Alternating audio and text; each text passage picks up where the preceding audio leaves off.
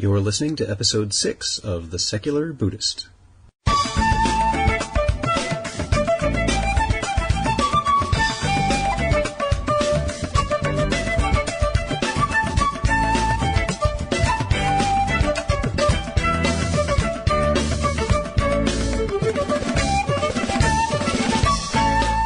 Hi everyone. In today's episode, we'll continue on with part 2 of our interview with Brooks Peterson on the idea of cultural intelligence and what it means. So without further ado, let's get back to Brooks at T-Source in St. Paul, where the chai is terrific.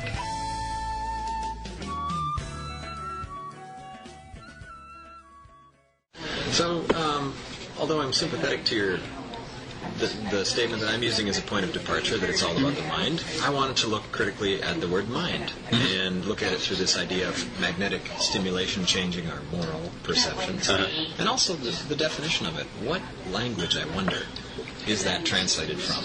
Now, maybe this is just you saying it in your plain English, representing a philosophy, saying, hey man, it's all about the mind. But maybe it comes from a text. Maybe it's from a language. It's certainly been translated from a language. Is it from Chinese? Is it from Japanese? Pali, technically. Pali? Okay. And then the word mind, I looked at it, my second language is French. So how do you say mind in French? And fortunately or unfortunately, the main way of saying it is the word esprit, E-S-P-R-I-T, which means spirit, which doesn't mean spirit when you're talking about the mind. So I have here, I did a little search in the dictionary for the idea of mind in French and expressions with mind. So peace of mind is in French tranquillité d'esprit, which is tranquility or peacefulness of esprit, of your mind, your spirit. And we'll see a few of these expressions with the word esprit in it, or spirit, but many of them don't have it. For example, it's all in the mind. The French would say, c'est tout dans la tête. I won't continue to say them all in French maybe, but it's all in your head.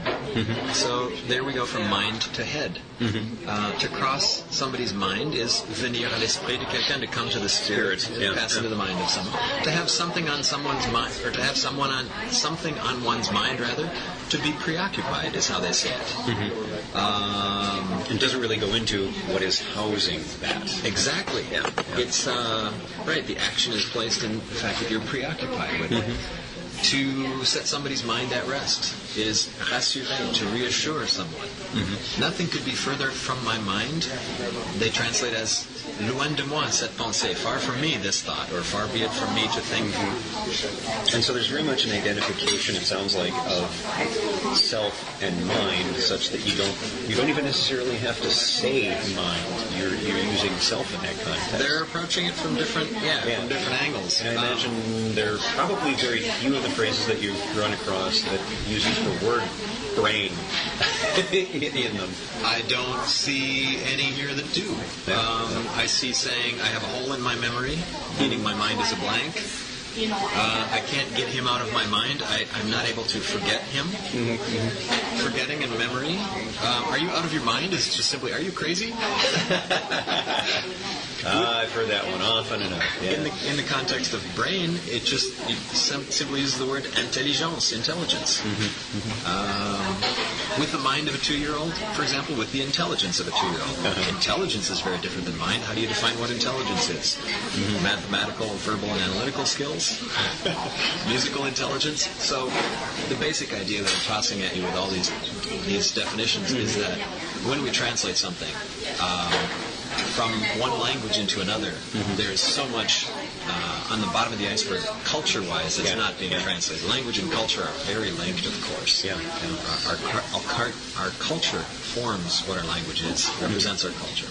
So you can go off in many, many directions of meaning with one simple word like mind, and that's just one tiny little micro example for a point of departure for how things can be interpreted, reinterpreted, misinterpreted.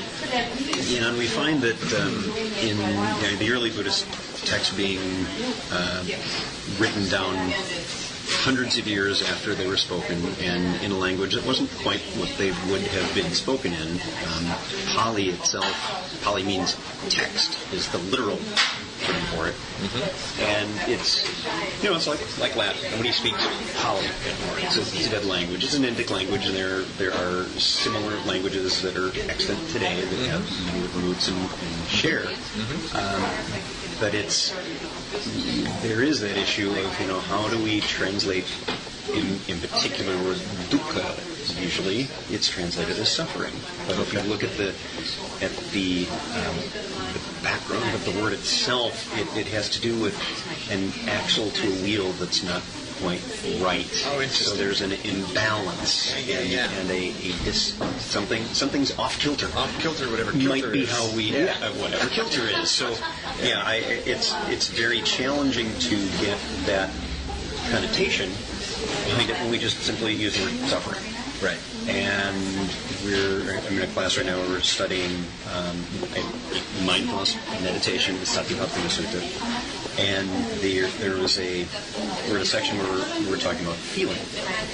And feeling in early Buddhist terms is not emotion.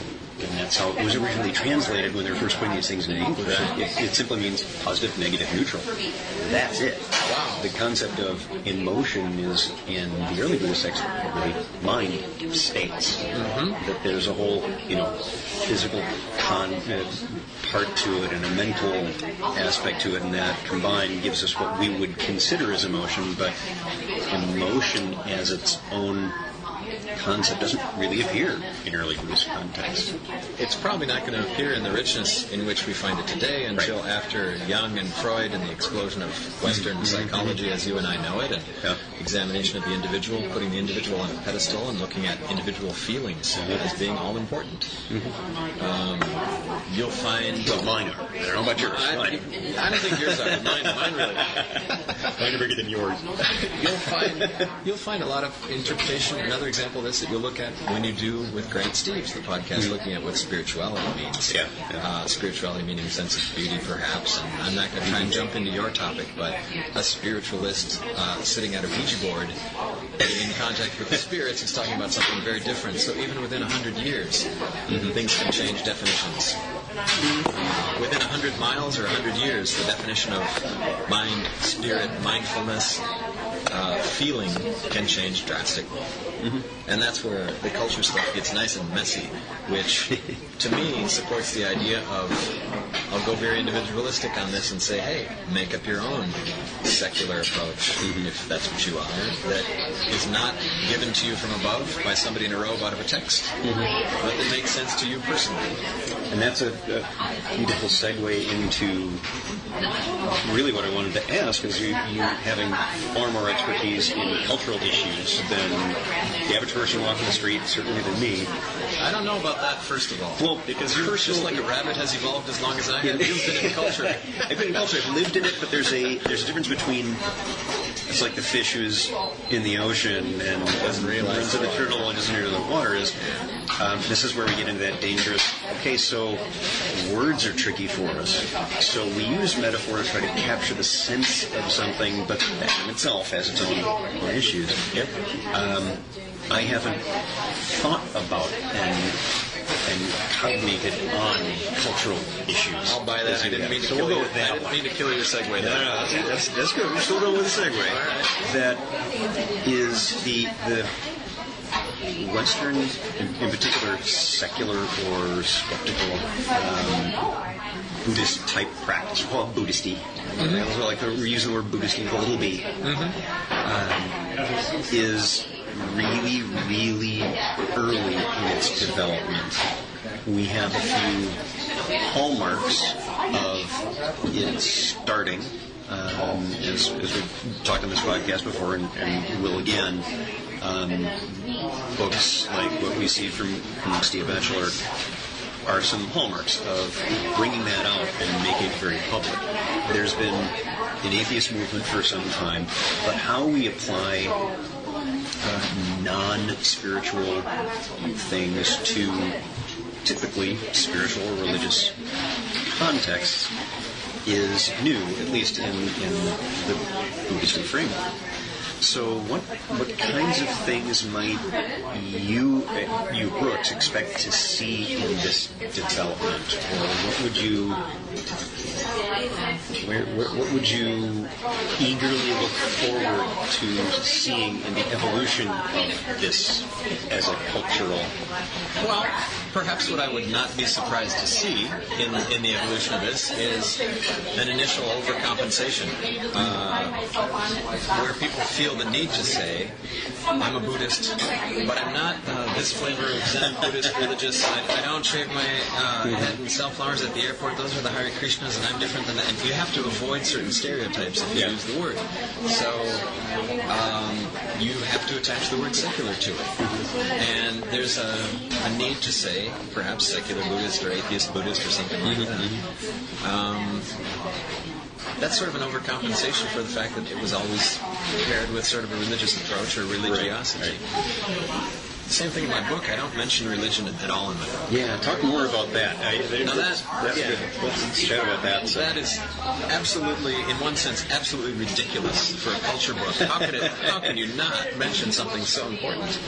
But my take on it is, I'm a third generation atheist. I had no need of that hypothesis for looking at other cultures. And I've noticed that many culture books really kowtow to the idea of religion and say, oh, it's so fantastic and nice that we have these religious differences. Now, I've taken that, oh, it's so fantastic and nice approach to cultural differences, but I tend to agree with Madeleine Murray O'Hara, who said that religion has caused more suffering than any single other idea.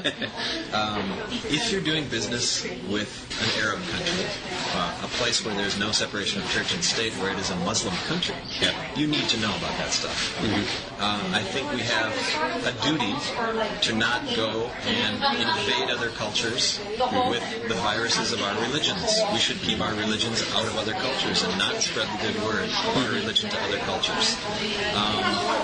So I wrote it without any reference to God. The only reference to God in there, I think the word is in there maybe 2 times or 3 times. It's lowercase. We could search and find how many times God is in there. I've done that with a PDF, yeah.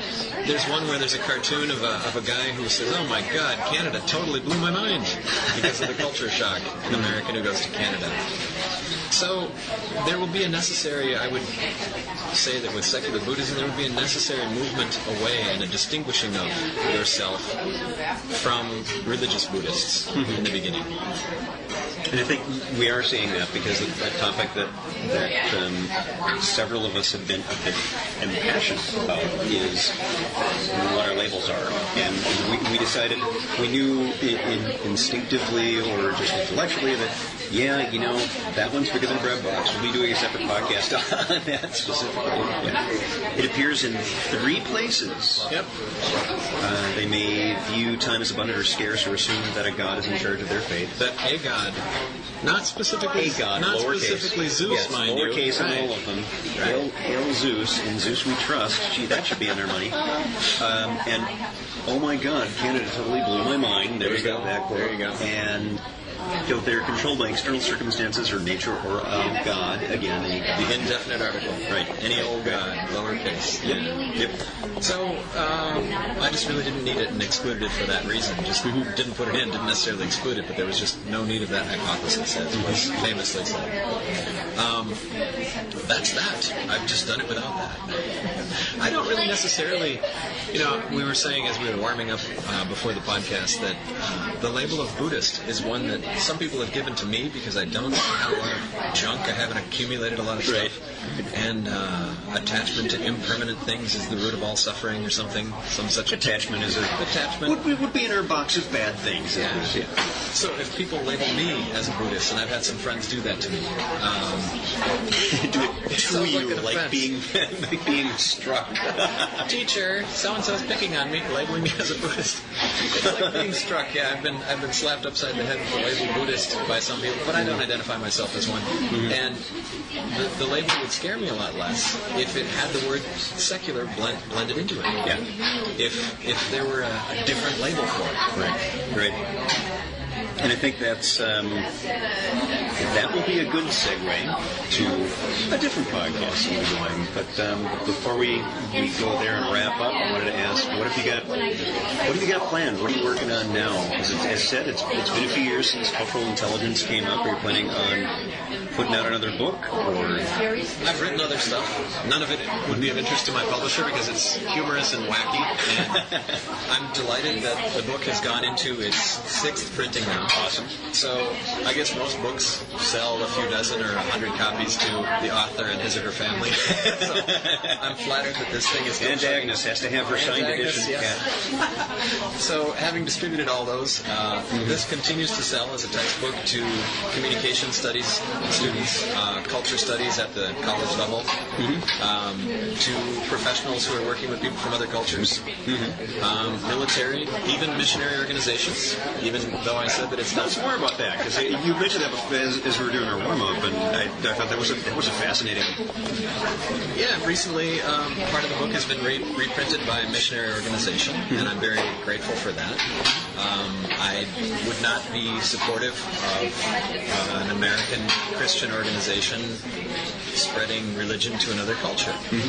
But I would want to help them do it in a way that's sensitive to that other culture. And when they reprint my material, they're reprinting it without any kowtowing or reference to God. So I'm adding a little bit of secular support to a religious organization. There's a bit of an irony in there. It is. My passions are outside of the culture field, and they include photography and, when it's spring weather like this, biking across the cities and stuff like that. So I like to not be a sort of a one-theme cable station where I do just one thing and it's the culture stuff. It's a passion for me, but as I said, I've told it at enough dinner parties, gotten the stories out. I don't really necessarily need to continue blabbing about it. Although I thank you for this opportunity to do so. Absolutely. Very glad to. And so folks who are listening know, again, I've got links to Brooks' book, Cultural Intelligence, a guide to working with people from other cultures, on the website for this episode, and also to his website, so you can take a look and keep up to date with what he's working on. Brooks, thanks very much for being here. Thank you, really Jeff. Appreciate it. Pleasure. Thank you. Bye-bye.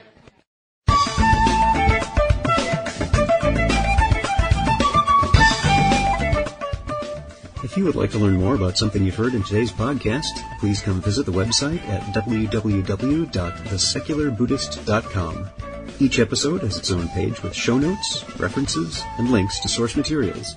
You'll also find resources on Buddhism, critical thinking, secularism, and links to the Secular Buddhist Facebook fan page. The music for The Secular Buddhist is used by permission from John Kaizen Neptune CD, Steps in Time. Additional music is provided courtesy of Rodrigo Rodriguez. John Kaizen Neptune and Rodrigo Rodriguez websites are both linked on The Secular Buddhist on the About Music page. Until next time, remember, every moment, every single moment, you choose. Make it a good choice. See you next time on The Secular Buddhist.